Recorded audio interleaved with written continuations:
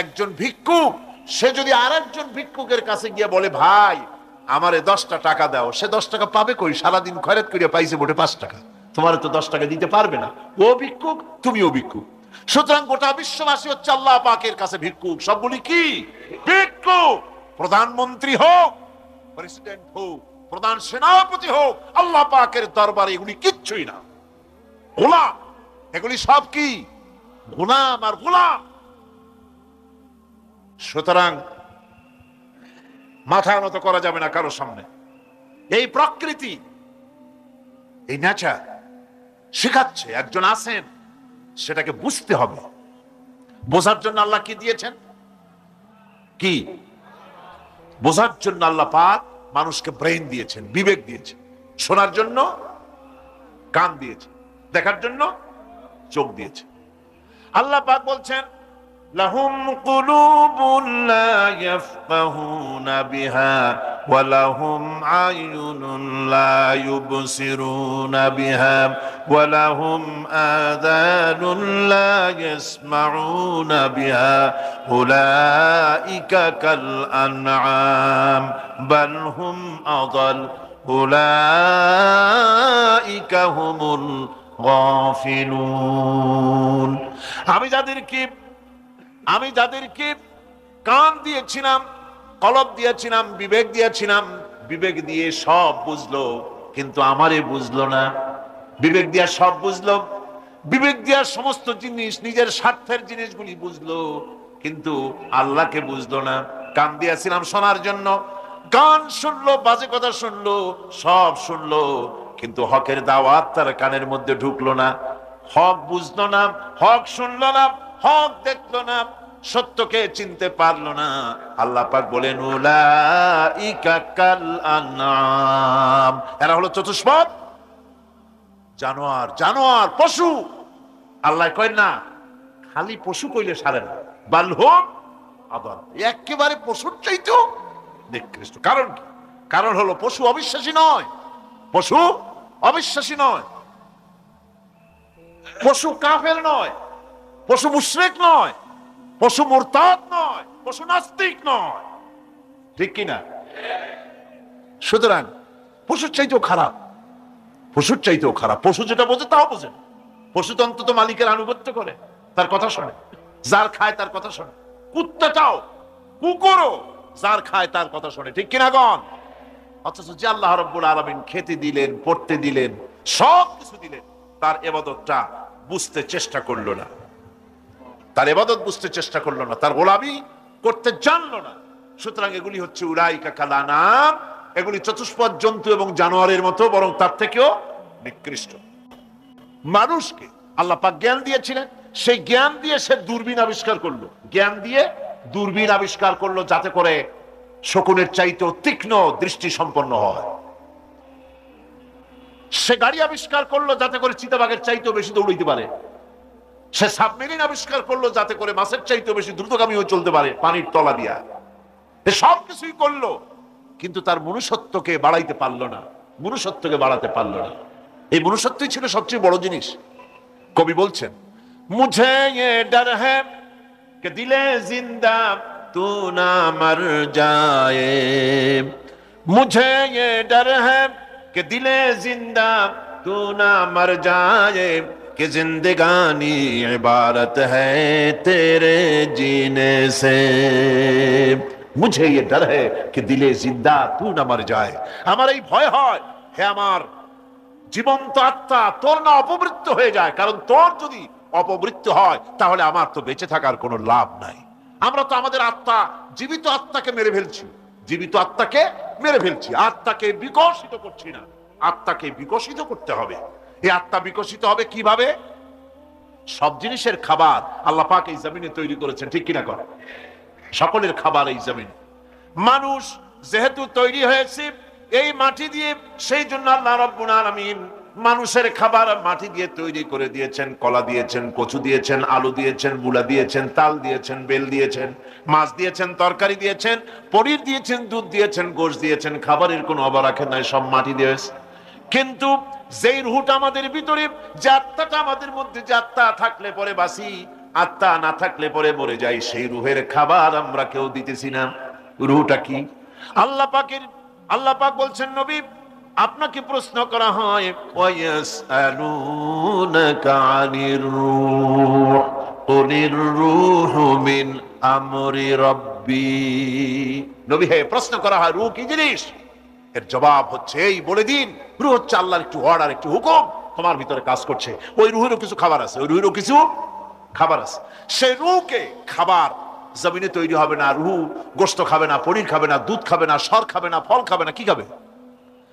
রূহের খাবার। যেহেতু রূহ এই পৃথিবীতে তৈরি হয় নাই, রূহ এসেছে আলমে আরওয়াহ থেকে, সেজন্য রব্বুল আলামিন রূহের খাবার পাঠিয়েছেন লৌহ মাহফুজ থেকে। আল্লাহ পাক কোরআনে কারীমকে রূহের খোরাক করে পাঠিয়েছেন। রূহকে যদি বাঁচাতে চান তাহলে তার একমাত্র খাদ্য হতেছে তেলাওয়াতে কোরআন। তেলাওয়াতে কোরআন যত তেলাওয়াত করবেন ততই মজা লাগবে। সুবহানাল্লাহ, কোন সুবহানাল্লাহ। একটু হারাম শরীফ থেকে বেড়ায় আসেন। টাকা পয়সা যাদের আছে তাদের বলছি, পয়সা কড়ি যাদের আছে, সিঙ্গাপুর বেড়ায়। আরে সিঙ্গাপুর বেড়ায় করবা কি? মার্কেটিং ছাড়া আর কিছুই নেই। সিঙ্গাপুর, ব্যাংকক, হংকং এই সমস্ত জায়গায় ঘুরে টুরে আসে, খুব দেখে আসছে। টাকা নষ্ট করে লাভ নাই, বরং পয়সা কড়ি যদি আল্লাহ দিয়ে থাকেন হস্ত করবেনই। পয়সা কড়ি বেশি থাকলে রমজান মুবারকে উমরা করে এসেন। রাসূল করিম সাল্লাল্লাহু আলাইহি ওয়াসাল্লাম বলেছেন, যে ব্যক্তি রমজান মুবারকে উমরা করলো সেজন্য আমার সাথে হজ আদায় করলো। কেন বলছি?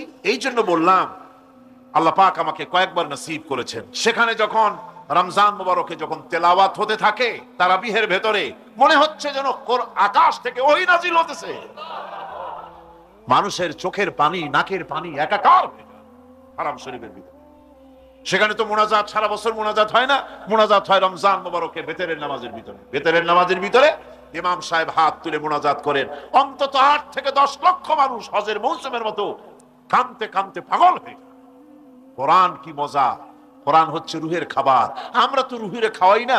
ঘোড়ার উপরে চড়ি, গাধার উপরে চড়ি, ঘোড়ারে গাধারে জন্মের মতো মোটেই খাইতে দেই না, নিজে খাই জন্মের মতো। খাইয়া ঘোড়ারে খাইতে দেওয়া হয় না, গাধারে খাইতে দেওয়া হয় না। ফলে ওর উপরে যখন সওয়ার হয় তখন ঘোড়া গাধা না খাইতে খাইতে একদিন 4 ঠ্যাং 4 দিকে দিয়া জায়গায় সিটে মরা ছাড়ার কোনো পথ থাকে না। আমাদের মানুষেরা খায় কি? সুবহানাল্লাহ। এই যে শবে বরাত আসতেছে, কি যে খাবে! দিশা আগের থেকে লিস্ট তৈরি হয়ে যায় কতটা আইটেম তৈরি করা হবে। রমজান মাসে আল্লাহ একটু কম টম মান্দায় খাবে, একটা রমজান মাস আল্লাহ দিলেন। সেই রোজার মাসে যে সারাদিন খায় না, এটাকে উসুল করে ইফতারের সময় সে যে কত খাবার, চোখ সানা বড় হয়ে যাবে দেখুন। পেঁয়াজি, বেগুনি, হালিম, শরবত, তরমুজ, বেল, কলা, কচু, না কি খাইতে খাইতে মাগরিবের রক্ত শেষ। কয় ভাই নামাজটা কোন রকম পড়ে আসি, তারপরে খাবো না। আবার গেল নামাজ পড়তে, আবার এসে খাইলো, খাইয়া তারপরে আবার ভাত খাইলো। কেমনে যে খায় আল্লাহই জানে, গলায় আঙ্গুল দিলে পাওয়া যায়। এরকম খাইয়া তারপরে তারাবি পড়তে দাঁড়ায় না। জনমের মতো খাইলে পরে তো অলস হবে শরীর। তারাবি পড়তে দাঁড়াইছে, লম্বা কেরাত হচ্ছে, উনি রুকুতে আছে, ইমাম সেজদায় চলে গেছে, ওনার খবর নেই। অথবা উনি সেজদায় পড়ে আছেন, ইমাম কোথায় উঠে গেছে তার খবর নেই। সুবহানাল্লাহ। সুতরাং নিজে খাইয়া পেটটারে দুম্বার মতো সাইজ বানাইয়া কোনো লাভ নাই। পেট বড় বানাবার না, সিনা বড় বানা। সিনা বড় বানা, সিনার ভিতরে কোরআন ধারণ করেন, মজা পাবেন। এই আল্লাহ রাব্বুল আলামিন এত বড় নিয়ামত, এই কোরআন, এর থেকে বড় নিয়ামত পৃথিবীতে আর নাই। শ্রেষ্ঠ নিয়ামত, এর থেকে বড় নিয়ামত আছে ভাই? এই শ্রেষ্ঠ নিয়ামতকে পড়তে শিখুন, বুঝতে শিখুন। হেদায়েতের সবের মধ্যে আছে। সুতরাং আল্লাহ রাব্বুল আলামিন মনুষ্যত্বকে, আত্মাকে বিকাশ করার জন্য কোরআনে কারীম দিয়েছিলেন।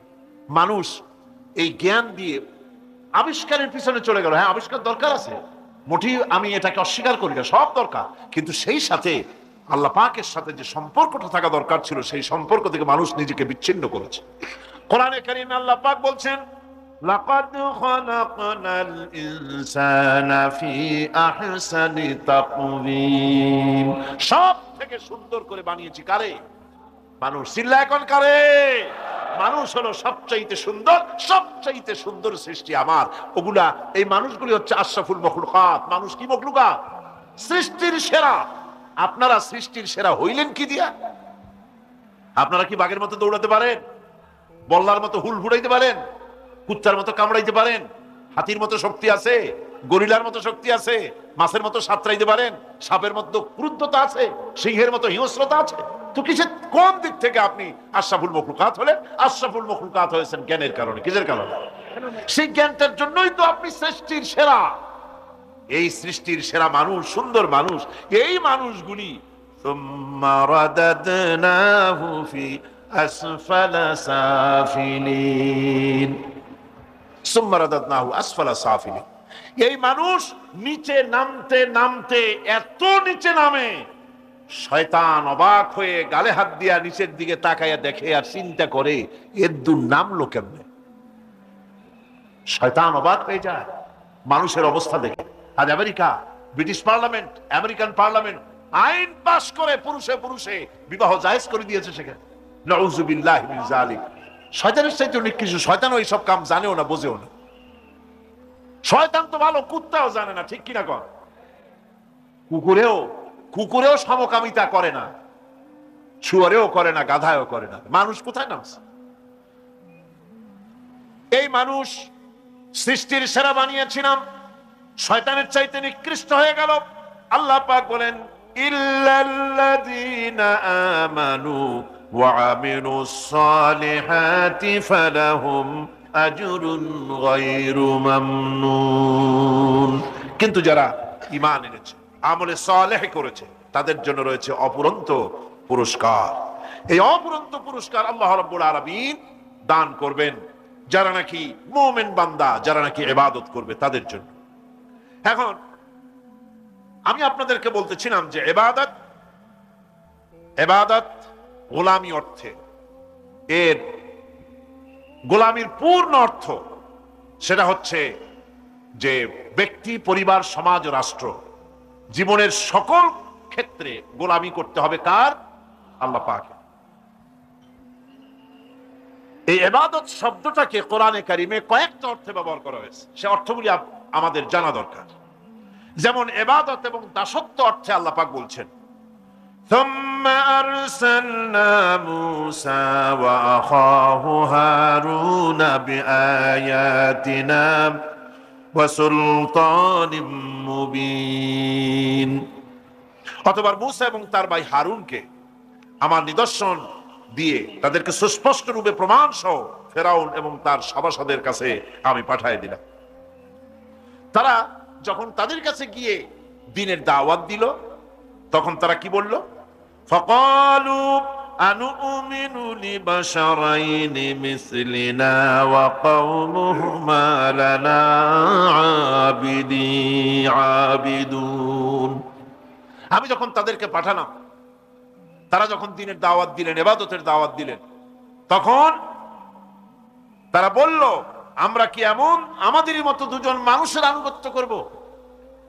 এখানে আবিদুন অর্থাৎ দাসত্ব, আমরা কি তার দাসত্ব করব? এই দাসত্ব একমাত্র আল্লাহরই হতে পারে, আর কারো হতে পারে না।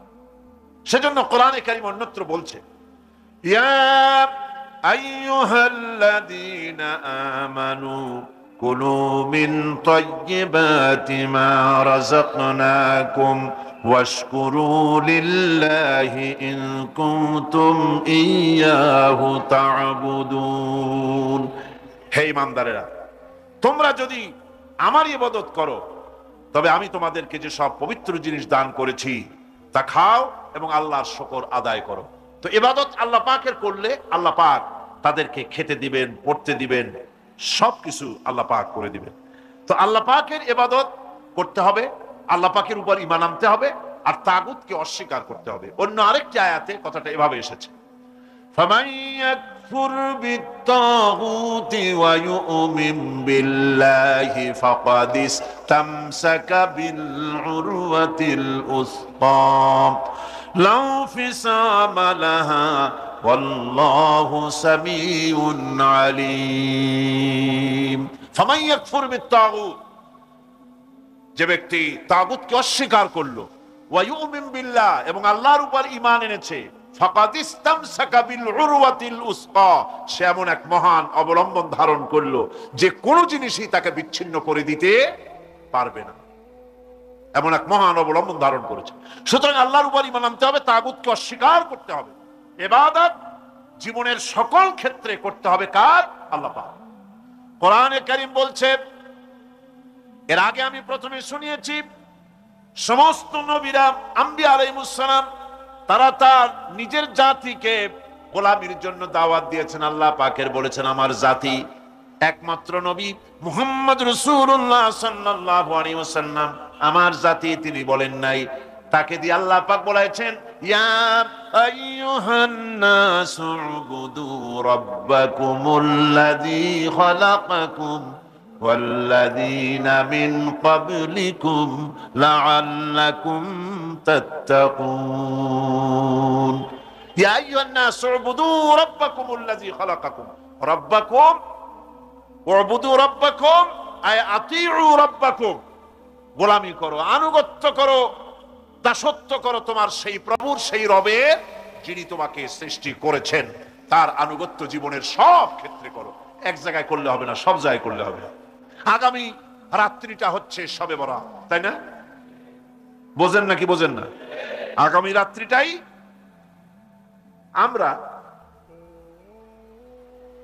আমরা হচ্ছে সেই ধরনের মানুষ, মিনিমাম লেবার ম্যাক্সিমাম প্রফিট।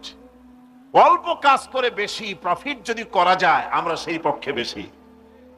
শবে বরাত শবে কদরে ইবাদত করিয়া জীবনের সব গুনাহ মাফ করাইতে চাই, আর করাইয়া মনে করলাম, বিশ্বাস করলাম যেটা এইভাবে হয়, কিন্তু পরের দিন থেকে আবার যেরকম ছিল মানুষ সেরকম হয়ে যায়। সারা রাত জাগলো শবে বরাতে, সারা রাত জাগলো। সকালবেলায় যে ব্যবসায়ী সারা রাত জাগলো, সকালবেলায় দোকানে দিয়ে ওজনে কম দেওয়ার অভ্যাসটার পরিবর্তন হইল না। যে কৃষক সারা রাত জাগলো, পরের দিন জমিনের আইল ঠেলার অভ্যেসটা পরিবর্তন হলো না। যে ব্যক্তি মিথ্যা কথা বলতো, চুরি করত, ডাকাতি করত, যে অফিসার সারা রাত জেগেছেন, পরের দিন অফিসে গিয়ে তার ঘুষ খাওয়ার বদভ্যাস থেকে তিনি নিজেকে বিরত রাখতে পারেননি। তাহলে এই শবে বরাত করে রাত জেগে ফায়দা কতটুকুন ফায়দা? হ্যাঁ, ফায়দা কিছু আছে, ফায়দা আছে। সেটা হলো পায়াস খাওয়া, সেটা হলো গোশত খাওয়া, রুটি খাওয়া, এই ফায়দা তো হবেই, এগুলি হয়। কিন্তু আপনার মূল ফায়দা হবে কি করে যদি আপনার অভ্যাসের পরিবর্তন না হয়? কথা বোঝেন কিনা? মূল অভ্যাসের তো পরিবর্তন করতে হবে। একজন মাঠে মাঠে ঘুরছে, আর এক পাগল এসে জিজ্ঞেস করছে, ঘুরছো কেন?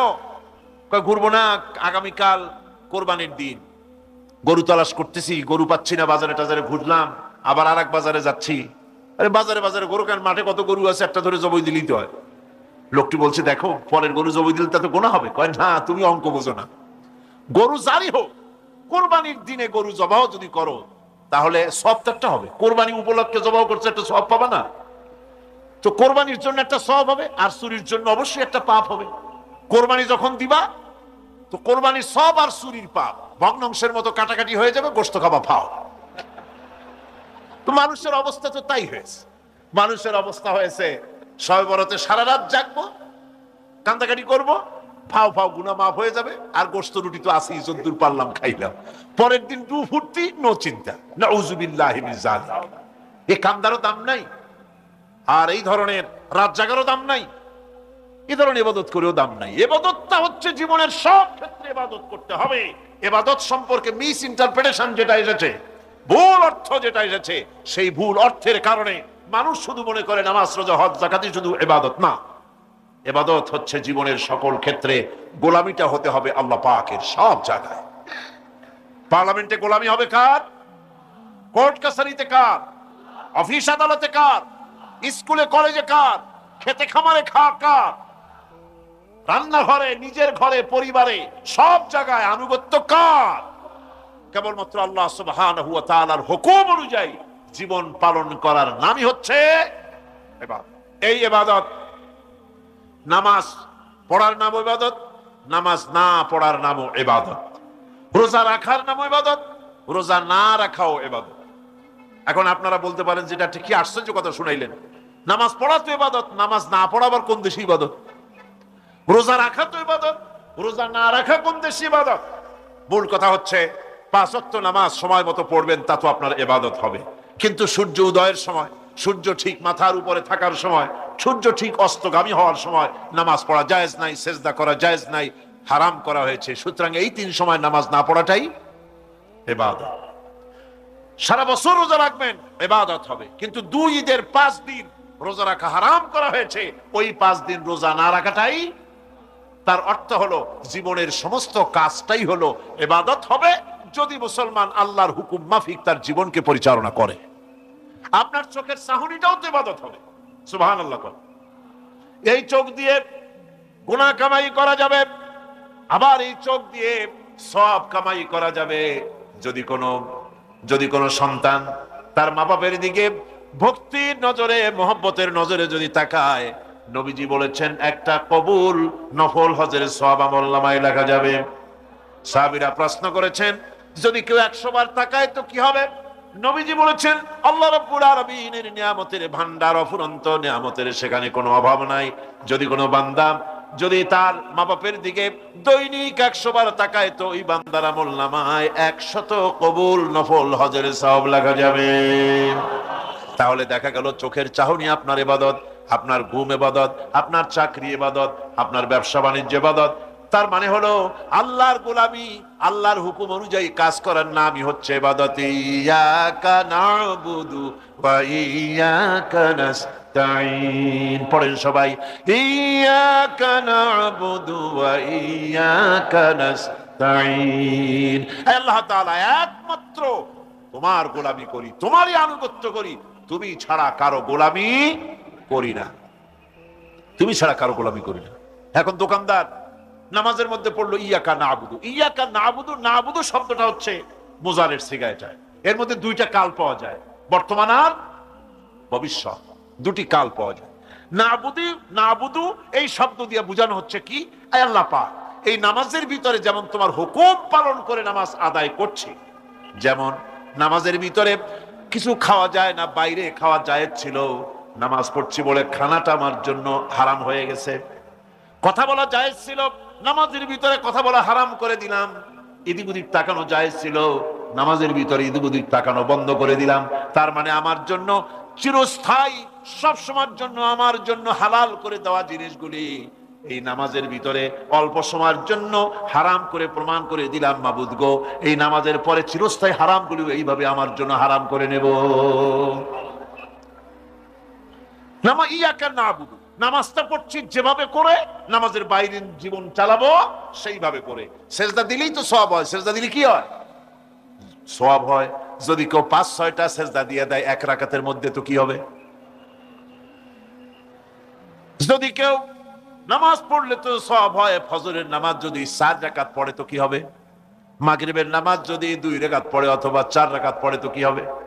ইচ্ছে করে যদি এভাবে করে, ভুল করবে নয়, ইচ্ছে করে যদি করে, তাহলে আল্লাহর আইনের সঙ্গে বিরোধিতা করছে বলে সে বিদ্রোহী হিসাবে প্রমাণিত হবে।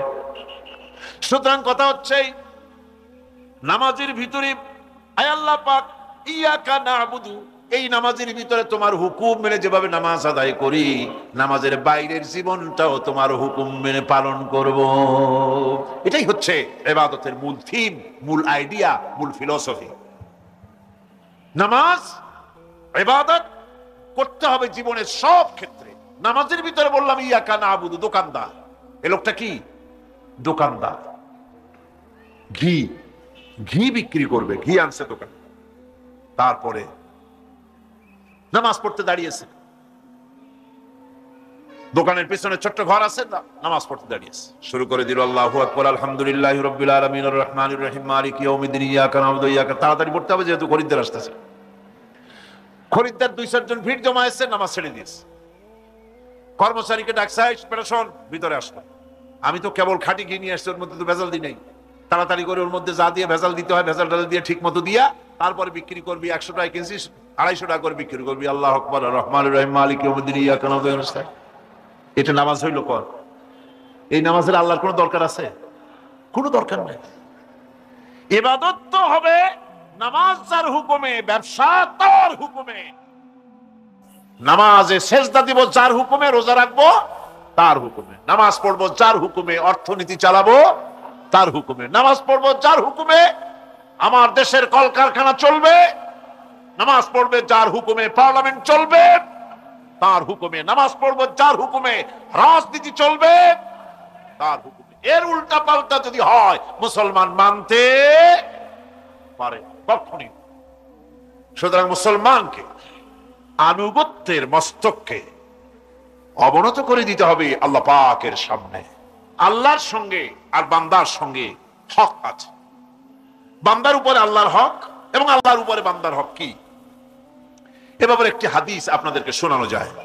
হাদিসটি হচ্ছে ওয়ান মুআজ বিন জাবাল রাদিয়াল্লাহু তাআলা আনহু قال كنت رديف النبي صلى الله عليه وسلم على حمار فقال لي يا معاذ أتدري ما حق الله على العباد وما حق العباد على الله।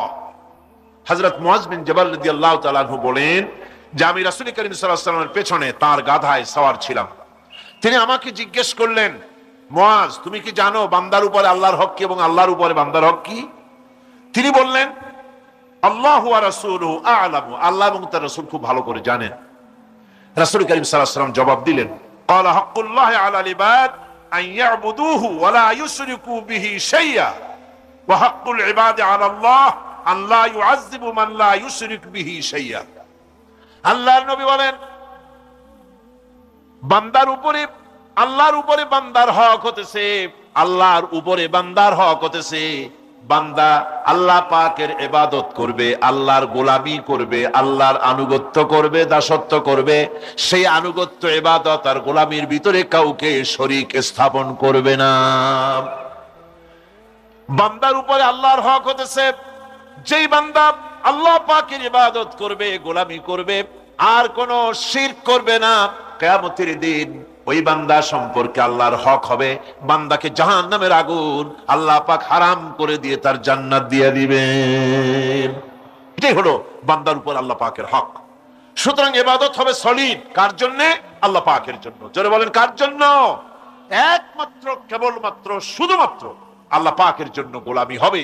সেই গোলামির কথাটাই আমরা কোরআনে কারীমের মধ্যে সূরা ফাতিহায় প্রত্যেক দিন প্রতি রাকাতে আমরা পড়ি, ইয়্যাকা না'বুদু ওয়া ইয়্যাকা নাস্তাঈন। আয় আল্লাহ তাআলা, কেবলমাত্র তোমারই ইবাদত করি, কেবলমাত্র তোমারই দাসত্ব করি, আর কারো আনুগত্য দাসত্ব করি না।